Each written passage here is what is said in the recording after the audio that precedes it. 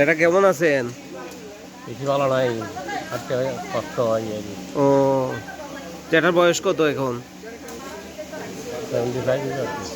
হ্যাঁ, কত? 75 টাকা। 75। ও, কাকা কেমন আছেন? আছি কোনো রকম। ও, আমার বয়স কত এখন? আমার বয়স 70। ঠিক আছে।